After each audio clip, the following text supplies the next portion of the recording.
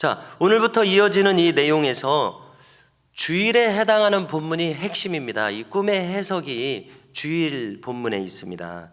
그래서 주일 본문은 땡겨서 내일 다루겠습니다. 오늘은 그 전의 내용을 다 합쳐서 다루겠습니다. 바벨론 제국의 느부갓네살 왕이 심각한 꿈을 꿨죠. 그는 재위 2년째 번민하여 잠을 이루지 못할 정도의 심각한 꿈이었습니다. 이 꿈을 확실히 이 뜻을 알고 싶었습니다. 그래서 온 나라 안에 무당 술객들을 소집했습니다.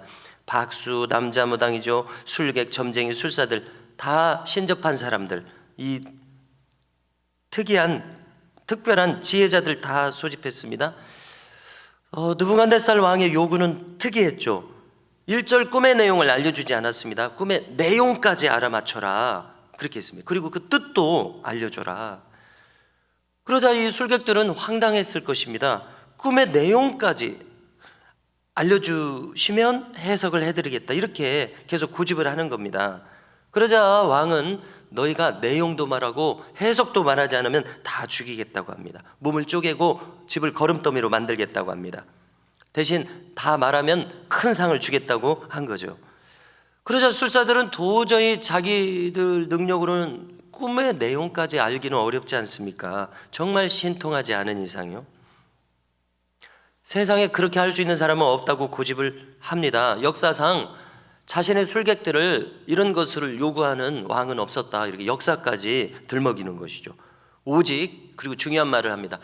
육체를 벗어난 신적 존재만이 이런 것을 말할 수 있을 것이다, 이렇게 이야기를 합니다. 그러자 느부갓네살 왕은 못하겠다는 것이죠. 느부갓네살 왕은 아주 진노합니다. 통분했다고 써 있습니다. 얼마나 화가 머리끝까지 났는지 알 수 있습니다. 그래서 명령을 내립니다. 바벨론의 지혜자들을 다 죽여라. 그리고 그 화는 다니엘과 그 친구들에게도 미칩니다. 자, 이제 내일부터 이어지는 본문인데요, 근위대장 아리옥이 이 명령을 집행하러 갑니다. 그러자 다니엘이 붙들고 묻습니다. 아리옥에게 왜 이렇게 왕의 명령이 급하냐. 그러자 자초지종을 다 알려줍니다. 그러자 왕께 나아가게 해달라고 해서요, 왕에게 말합니다. 왕이시여, 시간을 조금 주시면 이 꿈과 해석까지 알려드리겠다 합니다. 자, 그 다음에 이 다니엘이 어떻게 했는지가 참 중요합니다.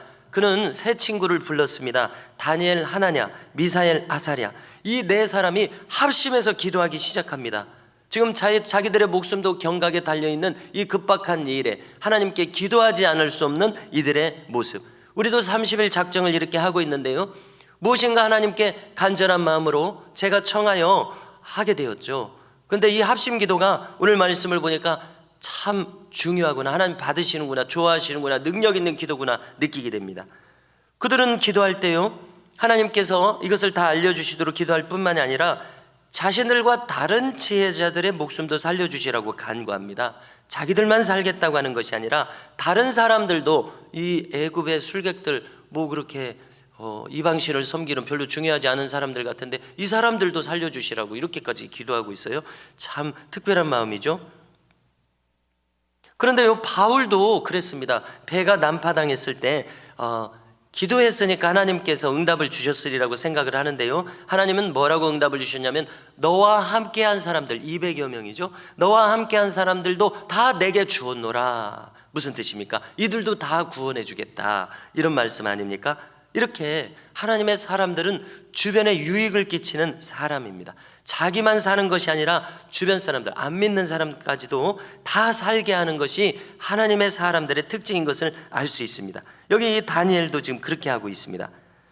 자, 이 네 사람이 간절히 기도했을 때 하나님께서는 어떻게 하십니까? 밤에 환상으로 다니엘에게 보여주십니다. 저는 욥기 33장 14절 이하가 떠올랐습니다. 지난번에도 말씀드렸었는데요, 말씀드리겠습니다. 하나님은 한 번 말씀하시고 다시 말씀하시되 사람은 관심이 없도다. 사람이 침상에서 졸며 깊이 잠들 때나 꿈에나 밤에 환상을 볼 때에 그가 사람의 귀를 여시고 경고로서 두렵게 하시니. 자, 욥기의 등장인물 5사람들 중에서 누구 말인지 제가 확인하지는 않았습니다. 누구 말이라고 돼 있는데요, 한번 확인해 보십시오. 무슨 말입니까? 하나님이 인간에게 말씀하시는 방법이 있는데 그가 잠들었을 때 꿈과 환상으로 말씀하신다는 것입니다. 여러분, 이것이 성경이니까 우리는 믿어야 된다는 것입니다. 그리고 우리 경험도 그래요. 하나님께서 어떤 중요한 것들은 날마다 꿈을 꾸게 하시지는 않지만 우리에게 꿈을 꾸게 하셔서 무엇인가 알려주신 거 다 경험하지 않으셨습니까? 우리 모두가 종종 경험하는 일인데요. 자, 이렇게 하나님은 이렇게 말씀하십니다. 꿈과 환상으로요.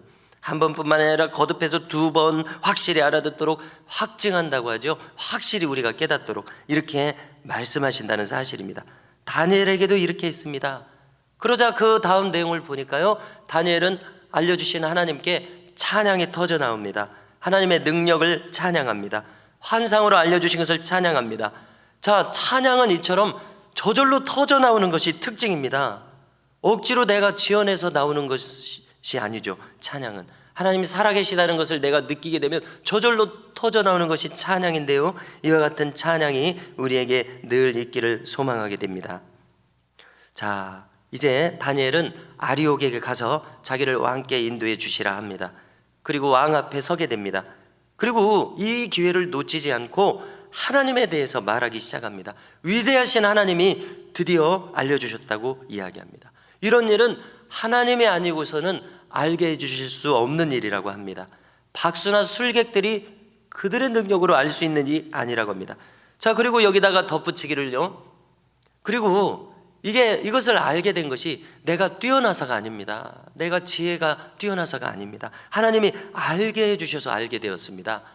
그렇습니다. 이것은 진실입니다.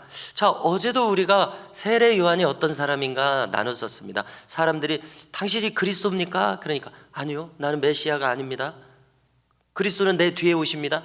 자, 무엇입니까? 세례 요한은 자기가 그리스도가 아니라고 확실히 말했습니다. 왜냐하면 영광을 자기가 취할 수도 있어요. 우쭐댈 수도 있어요. 높아질 수도 있어요. 사람들이 그렇게 우러러보니까. 그러나 예수님의 말씀처럼 긴 것은 기고 아닌 것은 아니라고 했습니다. 너희는 오직 옳다 옳다 아니라 아니라 하라고 하지 않았습니까? 어제 예화에서도 장기려 박사님은 자기의 인생 3은 중에서 2번째가 오직 옳다 옳다 아니라 아니라 말하라. 즉, 긴 것은 긴 거고 아닌 것은 아닌 거고. 무슨 뜻입니까? 있는 사실 그대로를 진실되게 말하는 그러한 자세로 평생 살았다는 것이죠. 지금 다니엘도 그렇습니다. 사실만을 말하고 있습니다. 이것은 참으로 겸손한 언사였습니다. 그리고 이렇게 말한 것은 느부갓네살 왕에게 장래일을 알게 하시려는 하나님 뜻이 여기 있다고 말씀드립니다. 왕을 위한 것입니다. 장래일을 알게 해서 느부갓네살 왕이 이 엄청난 제국을 이제 세우지 않았습니까? 이 제국을 잘 다스리도록, 어떻게 하나님의 뜻을 알고 거기에 입각해서 다스리도록 왕을 위해서 이렇게 하셨다, 이렇게 알려줍니다. 이렇게 하나님의 계획은 참 신묘막측합니다. 느부갓네살 왕은 장차 자기가 포로로 잡아온 이 이스라엘 유대인들의 미래를 좌우할 왕입니다. 이런 왕에게 하나님께서 이 놀라운 뜻을 참 알려주신 것이 신묘막측하고요, 그것을 다니엘을 통해서 알려주신 것이 또 놀라운 일이죠. 다니엘에 대해서 한번 생각해 보십시오. 아무리 다니엘이라고 하더라도요, 저절로 알게 된 것이 아닙니다.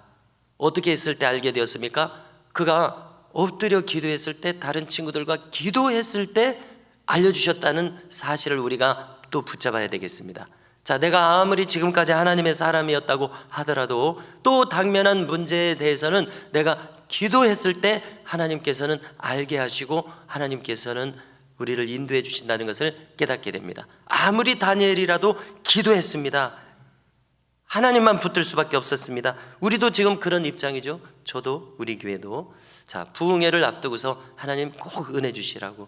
한 사람이라도 은혜를 받으면 바울 한 사람이 은혜 받았을 때 온 세상에 큰 유익을 끼쳤듯이, 지금까지도 살아서 우리에게 유익을 끼치듯이 한 사람이 변화되면 놀라운 일은 일어나는 것이 하나님의 뜻입니다. 그러므로 성도 여러분, 우리가 이제 합심하여 기도하는 일에 이렇게 다니엘의 일을 통해서 더욱 확증을 가지고 합심하여 또 간절히 기도함으로 나아가며 승리하는 우리 자신 온 교회가 되실 수 있기를 주님의 이름으로 축복합니다.